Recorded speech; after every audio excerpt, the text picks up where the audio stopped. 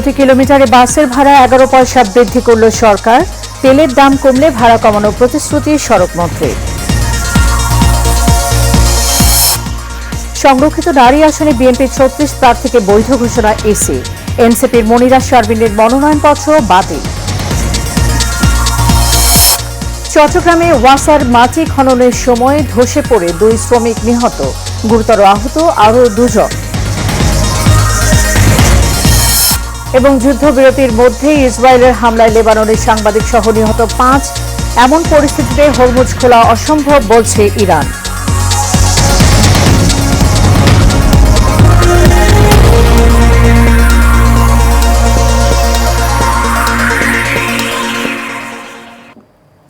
স্বাগত এশিয়ান নিউজের সাথে আছি সাবরিনা জিয়া। এতক্ষণ শুনছিলেন বিআরবি কেবল ইন্ডাস্ট্রিজ লিমিটেড সংবাদ শিরোনাম। এবার চলে যাব পুরো খবরে। ঢাকা ও চট্টগ্রাম মহানগরী এবং আন্তঃজেলা বাসের ভাড়া প্রতি কিলোমিটারে 11 পয়সা বাড়ানো হয়েছে। সড়ক, রেল ও নৌ পরিবহন মন্ত্রী শেখ রবিউল আলম জানান, জ্বালানি তেলের দাম বাড়ানোর পর সরকার বাসের ভাড়া সমন্বয় করল। বৃহস্পতিবার দুপুরে সচিবালয়ে সড়ক পরিবহন মহাসড়ক বিভাগের সম্মেলন কক্ষে মন্ত্রী এসব কথা বলেন। নতুন এই ভাড়া আজ থেকেই কার্যকর হবে বলে জানান মন্ত্রী।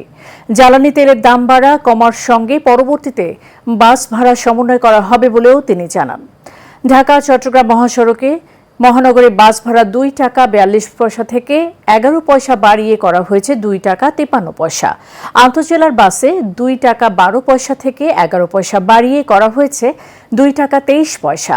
এছাড়া ঢাকা মহানগর পরিবহন সমন্বয় কর্তৃপক্ষ এলাকায় ক্ষেত্রে 2 টাকা 32 পয়সা ভাড়া ছিল, সেটি এখন 11 পয়সা বাড়িয়ে 2 টাকা 43 পয়সা করা হয়েছে। সর্বনিম্ন ভাড়া যা আগে ছিল সেটি আছে 10 টাকা। বাংলাদেশ সড়ক পরিবহন কর্তৃপক্ষের নেতৃত্বাধীন বাস ভাড়া পুনর্নির্ধারণ কমিটি বাস ভাড়া কিলোমিটার প্রতি 22 পয়সা বাড়ানোর প্রস্তাব করে, সেটি 11 পয়সা বাড়ানো হয়েছে। পয়সা পার কিলোমিটার বাড়া না সমন্বয় বলবো আমি সবসময়ের জন্য একটা সিদ্ধান্ত নেওয়া হয়েছে। প্রধানমন্ত্রী তারেক রহমানের সঙ্গে বৈঠক করেছেন বিশ্ব সাহিত্য কেন্দ্রের প্রতিষ্ঠাতা ও শিক্ষাবিদ অধ্যাপক আব্দুল্লাহ আবু সাঈদ। দুপুরে সচিবালয়ে মন্ত্রিপরিষদ বিভাগের প্রধানমন্ত্রীর কার্যালয়ে এই বৈঠক অনুষ্ঠিত হয়। বৈঠকে শিক্ষার্থীদের মধ্যে এই বই পড়ার অভ্যাস গড়ে তুলতে করণীয় বিষয়ে আলোচনা ও সরকারের সঙ্গে বিশ্ব সাহিত্য কেন্দ্রের একসঙ্গে কাজ করার বিষয়ে সিদ্ধান্ত হয়। এ সময় উপস্থিত ছিলেন শিক্ষামন্ত্রী ডক্টর আ.ন.ম এহসানুল হক মিলন, সংস্কৃতি বিষয়ক মন্ত্রণালয়ের মন্ত্রী নিতাই রায়চৌধুরী ও প্রতিমন্ত্রী আলী নেওয়াজ মাহমুদ খৈয়ম এবং প্রাথমিক ও গণশিক্ষা মন্ত্রণালয়ের প্রতিমন্ত্রী ববি হাজ্জাজ এবং প্রধানমন্ত্রী উপদেষ্টা মাহদি আমিন ও ডক্টর জাহিদুর রহমান। বৈঠকে প্রাথমিক ও মাধ্যমিক এবং উচ্চ মাধ্যমিক পর্যায়ের শিক্ষার্থীদের বই পড়ার অভ্যাস গড়ে তোলার ক্ষেত্রে করণীয় নিয়ে আলোচনা হয়। এতে সিদ্ধান্ত হয় শিক্ষার্থীদের বই পড়ার অভ্যাস গড়ে তুলতে সরকারের সঙ্গে বিশ্ব সাহিত্য কেন্দ্র একসঙ্গে কাজ করবে। বৈঠকে বিশ্ব সাহিত্য কেন্দ্র ও সংস্কৃতি বিষয়ক মন্ত্রণালয়ের ঊর্ধ্বতন কর্মকর্তারা উপস্থিত ছিলেন।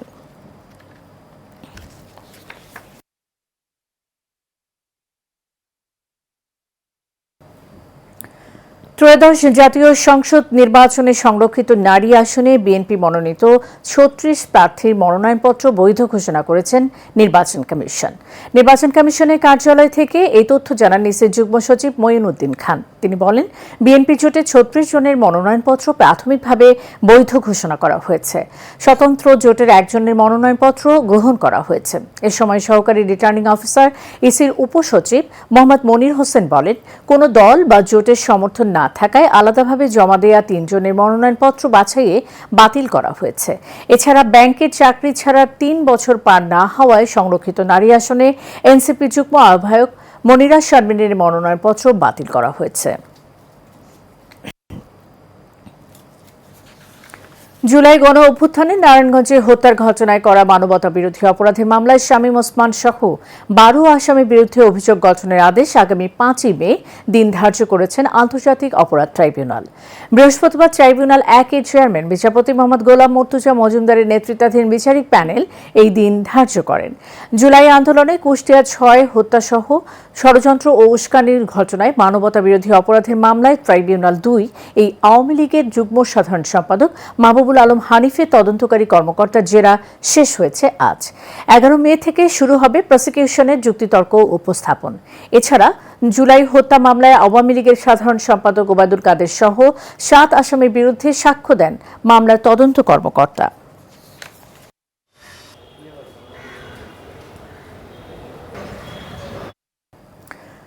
সব ধরনের জ্বালানি তেলের দাম বৃদ্ধি ও পাম্পের জন্য জ্বালানি বরাদ্দ বাড়ানোর পরও ভোগান্তি থেকে মুক্তি মিলছে না গ্রাহকদের।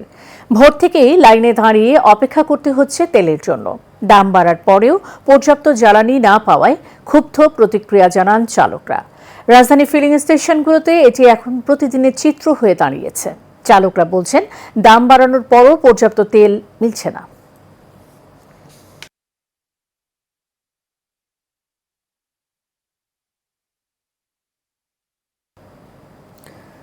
চট্টগ্রামে হালিশহর থানাধীন আগ্রাবাদের এক্সেস রোড এলাকায় ওয়াসার মাটি খননের সময় ধসে পড়ে 2 শ্রমিক নিহত হয়েছেন। এ ঘটনায় আরও 2 শ্রমিক আহত হয়েছেন। চট্টগ্রাম মেডিকেল কলেজ হাসপাতালে তারা চিকিৎসাধীন রয়েছেন। রাত 4:45 এই ঘটনা ঘটে। ফায়ার সার্ভিস জানায়, রাতে খনন কাজ চলাকালে হঠাৎ মাটি ধসে পড়ে। এতে 4 শ্রমিক মাটির নিচে চাপা পড়েন। পরে সহকর্মীরা তাদের উদ্ধার করে চট্টগ্রাম মেডিকেল কলেজ হাসপাতালে নিলে চিকিৎসক 2জনকে মৃত ঘোষণা করেন। চট্টগ্রাম মেডিকেল কলেজ হাসপাতালে পুলিশ ফাঁড়ির পরিদর্শক নুরুল আলম আশেক জানান, আহত 2 শ্রমিক সাগর ও এরশাদকে হাসপাতালের ক্যাজুয়ালিটি ওয়ার্ডে ভর্তি করা হয়েছে।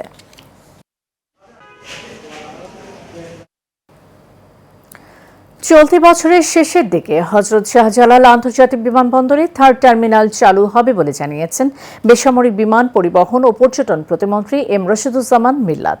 সচিবালয়ে প্রধানমন্ত্রী তারেক রহমানের সঙ্গে সাক্ষাৎ শেষে তিনি এই তথ্য জানান। বিমান ও পর্যটন প্রতিমন্ত্রী জানান, বিমানের দুর্নীতি খতিয়ে দেখা হচ্ছে, বিমান আর লস করবে না। বেশ কিছু নির্দেশনা দেওয়ার পাশাপাশি যাত্রী ভোগান্তি নিরসনে পরামর্শ দিয়েছেন প্রধানমন্ত্রী। কক্সবাজার, সুন্দরবন ও কুয়াকাটাকে আকর্ষণীয় পর্যটন নগরীতে রূপান্তরের পরিকল্পনা নেওয়া হচ্ছে। পিপিপি মডেলে এগুলো করতে চাই, যাতে দার্জিলিং না গিয়ে মানুষ বাংলাদেশে আসে। পর্যটন কেন্দ্রগুলোকে লাভজনক করতে পিপিপি মডেলে পরিকল্পনা বাস্তবায়নের কথা ভাবছে সরকার। 3rd টার্মিনাল সম্বন্ধে আলোচনা হয়েছে, আমরা কবে নাগাদ উদ্বোধন করতে পারি এবং আমাদের যে যাত্রী ভোগান্তি যেটা আছে সেগুলি নিরসন করার জন্য তিনি কিছু পরামর্শ দিয়েছেন। শিগগিরই আমরা এটা ওপেন করতে পারি, হয়তো আমাদের বাজেট অধিবেশনের পরে আমরা এটা ডেট ফিক্স করব, তারপরে এটাকে ওপেন করব এবং আমরা ফ্লাইটগুলো চালাবো। আমাদের অনেকগুলি রুট আছে খালি, আমরা যদি বিমানগুলি আনতে পারি, আমাদের এই স্লটগুলি আমরা যদি সম্পূর্ণ ফিল আপ করতে পারি, বিমান একটা বিশাল প্রফিট করতে পারে। এবার ইরান যুদ্ধের খবর। যুদ্ধবিরতি উপেক্ষা করে লেবাননে আবারও ব্যাপক বিমান ও ড্রোন হামলা চালিয়েছে ইসরায়েল। এতে 5 জন নিহত হয়েছেন। নিহতদের মধ্যে একজন সাংবাদিক রয়েছেন বলে জানা গেছে। বুধবার বিবিসির প্রতিবেদন জানায়, দেশটির দক্ষিণাঞ্চলীয় একটি গ্রামে সংবাদ সংগ্রহের কাজ করছিলেন সাংবাদিক আমাল খলিল। এ সময় তার অবস্থান লক্ষ্য করে দফায় দফায় হামলা চালায় ইসরায়েলি বাহিনী। প্রথম হামলার পর দ্বিতীয় দফায় হামলা চালিয়ে তার মৃত্যু নিশ্চিত করা হয়। আমাল খলিল লেবানন জুড়ে অত্যন্ত জনপ্রিয় এবং সাহসী সাংবাদিক হিসেবে পরিচিত ছিল। এ হামলায় জনাব ফারাজ নামের আরেকজন প্রখ্যাত সাংবাদিক গুরুতর আহত হয়েছেন। এছাড়া ধ্বংসস্তূপের নিচ থেকে আরও এক বেসামরিক নাগরিকের মরদেহ উদ্ধার করেছে উদ্ধারকর্মীরা। এদিকে দক্ষিণ লেবাননে জাতিসংঘ শান্তিরক্ষা বাহিনীর ওপর আবারও হামলা চালিয়েছে ইসরায়েলি প্রতিরক্ষা বাহিনী। এতে এক ফরাসি শান্তিরক্ষী নিহত হয়েছেন। এছাড়া নাবাতিহে জেলা এবং ইয়াহমার আল শফিক শহরে ড্রোন হামলায় আরও 2 লেবানিজ নাগরিক প্রাণ হারিয়েছেন।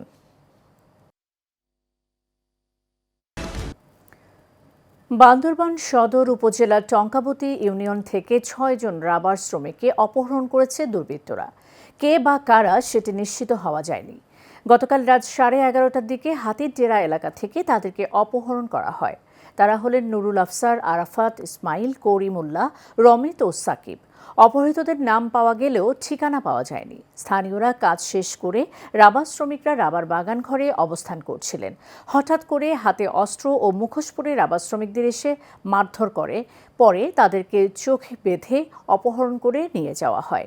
টঙ্কাবতী পুলিশ ফাঁড়ি ইনচার্জ সুদীপ বড়ুয়া বলেন, অপহরণের খবর পেয়ে ঘটনাস্থলে আইনশৃঙ্খলা বাহিনী যাচ্ছে। উদ্ধারের অভিযান অব্যাহত রয়েছে বলে বলে জানান তিনি। এবার আমাদের কৃষি। সিরাজগঞ্জের চলন বিলে দ্রুতই শুরু হবে চলতি মৌসুমের ইরি ও বোরো ধান কাটা এবং মাড়াই উৎসব। কিন্তু চলমান তেল সংকটের কারণে জমিতে ঠিকমতো সেচ দিতে না পেরে বিপাকে পড়েছেন কৃষকরা। মির্জা আব্দুর রব বুলবুলে পাঠানো তথ্য ছবিতে বিস্তারিত জানাচ্ছেন শোয়েব সাত্তার লিজন। আর কয়েকদিন পরেই ইরি ও বোরো ধান ঘরে উঠবে সিরাজগঞ্জের কৃষকদের। এরই মধ্যে ফসলের জমিতে উকি দিচ্ছে ধানের শীষ। ভালো ফলন পেতে তাই এখন বাড়তি সেচের বিকল্প নেই। তবে সিরাজগঞ্জের তারাশের চলন বিলে জ্বালানি তেলের সংকটের কারণে বিপাকে পড়ছেন কৃষকরা। নির্ধারিত ফুয়েল স্টেশনে ডিজেল না পাওয়ায় তেল কিনতে হচ্ছে অসাধু মজুতদারদের থেকে, গুনতে হচ্ছে বাড়তি দামও। 4-5 দিন ধরে সিরিয়ালে আছি, তবু তেল পাচ্ছি না। আমাদের জমির সবগুলো ধান থোর, এখন আমরা ঠিক মতো ডিজেল পাচ্ছি না। যদিও দোকানে যাচ্ছি, করছে যে ওই 2 লিটার 3 লিটার চোরাও দামে কেনা লাগতেছে। গাড়ি ওই যে ঢুকছে, ডিজেলটা মতো এখানে নামানোর পরে ওদেরকে ডেলিভারি দেওয়া। এদিকে কৃষকদের চাহিদা অনুযায়ী ডিজেল সরবরাহ করতে কৃষি বিভাগ সর্বোচ্চ চেষ্টা করছে বলে জানান এই কৃষি কর্মকর্তা। কৃষক যেন ঠিকভাবে ডিজেল পায় সেজন্য আমরা আন্তরিকভাবে প্রচেষ্টা চালিয়ে যাচ্ছি এবং এই ব্যাপারে আমাদের তারাশ উপজেলা প্রশাসনের সাথে সার্বক্ষণিক যোগাযোগ করা হচ্ছে। চলন বিলে এবার 2,05,000 হেক্টর জমিতে ইরি ও বোরো ধানের আবাদ হচ্ছে। Shoaib Sattar Lizon, Asian television. দেশের পর্যটন ও এভিয়েশন খাতকে আরও গতিশীল করতে aviation and tourism journalist forum of বাংলাদেশের উদ্যোগে দ্বিতীয়বারের মতো অনুষ্ঠিত হতে যাচ্ছে বিউটিফুল বাংলাদেশ রান সিজন 2। সকালে রাজধানীর একটি অভিজাত হোটেলে আয়োজিত সংবাদ সম্মেলনে এই তথ্য জানানো হয়। আয়োজকরা জানান, আগামী 25 এপ্রিল শনিবার সকাল 6টায় রাজধানী হাতিরঝিল থেকে এই দৌড় প্রতিযোগিতা শুরু হবে। এবারের আয়োজনটি রিদম গ্রুপের সৌজন্যে অনুষ্ঠিত হচ্ছে। সহযোগী স্পন্সর হিসেবে যুক্ত হয়েছে ইউএস বাংলা এয়ারলাইন্স এবং নভো এয়ার। সংবাদ সম্মেলনে আয়োজকরা আরও জানান, এই উদ্যোগকে ভবিষ্যতে আন্তর্জাতিক পর্যায়ে নিয়ে যাওয়ার পরিকল্পনা রয়েছে। আয়োজকদের বিশ্বাস, সংশ্লিষ্ট সকলের সহযোগিতা অব্যাহত থাকলে বিউটিফুল বাংলাদেশ রান আগামী দিনে আন্তর্জাতিক মানের একটি প্রতিযোগিতায় পরিণত হবে এবং দেশের পর্যটন খাতের প্রচারে গুরুত্বপূর্ণ ভূমিকা রাখবে।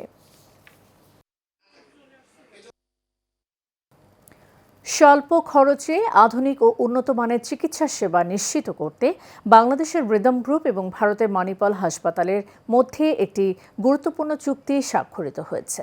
দুপুরে রাজধানীর অভিজাত হোটেলে আয়োজিত সংবাদ সম্মেলনে এই তথ্য জানান আয়োজকরা।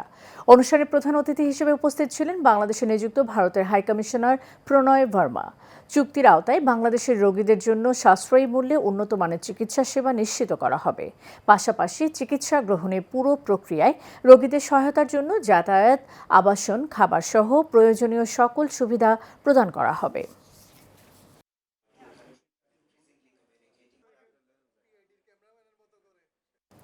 শেষ করবে এশিয়ান নিউজ। যাবার আগে বিআরবি কেবল ইন্ডাস্ট্রিজ লিমিটেড সংবাদ শিরোনাম জানিয়ে দেব আরও একবার।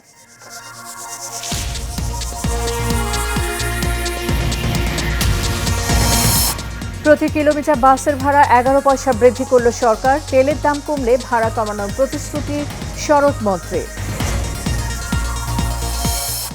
সংরক্ষিত নারী আসনে বিএনপি 36 প্রার্থীকে বৈধ ঘোষণায় ইসি। এনসিপি মনিরা শারমিনের মনোনয়নপত্র বাতিল। চট্টগ্রামে ওয়াসার মাটি খননের সময় ধসে পড়ে 2 শ্রমিক নিহত, গুরুতর আহত আরও 2 জন। এবং যুদ্ধবিরতির মধ্যে ইসরায়েলের হামলায় লেবাননের সাংবাদিক সহ নিহত 5। এমন পরিস্থিতিতে হরমুজ খোলা অসম্ভব বলছে ইরান। এশিয়ান নিউজ এ পর্যন্তই। পরের সংবাদ দেখার আমন্ত্রণ রইল। ধন্যবাদ সাথে থাকার জন্য।